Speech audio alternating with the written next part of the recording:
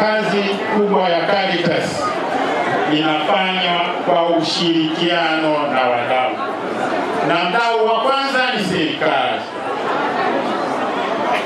Serikali imetujengea mazingira rafiki na mazuri ya kuweza kupiga hatua kimaendeleo. Jukumu la serikali ni kuweka mazingira safi, mazingira mazuri, mazingira salama ambayo yatatufanya sisi wote, kila mmoja pale alipo aweze kuzalisha mali, aweze kujenga uchumi wake. Lakini yapo maeneo mengine ambayo tuliomba serikali iweze kusaidia.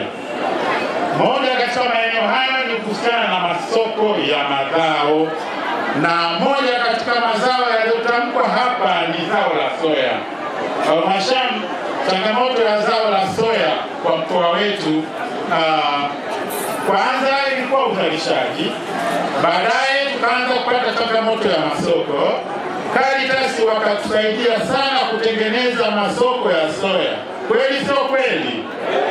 Kipindi hicho baba Mhashamu tulikuwa tunapata fedha nyingi sana, kwa sababu Caritas walitengeneza mfumo wa ununuzi wa mazao ya soya.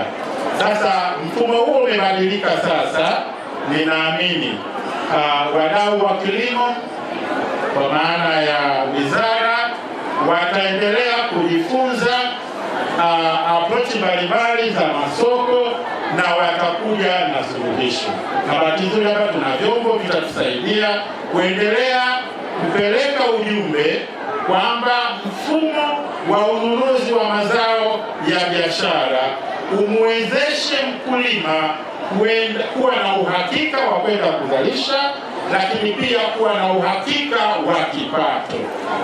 Mafanikio tuliyoyapata kwa kipindi cha miaka 50 ni kama ifuatavyo. Tunamshukuru Mungu kwa tangu kuanzishwa kwake Caritas Songea imepata mafanikio makubwa, yakiwemo imeunda, kusimamia na kufundisha vikundi 730 vya silki saving and internal landing communities vyenye akiba ya zaidi ya bilioni 4 kutoka kwa wanufaika 18,517.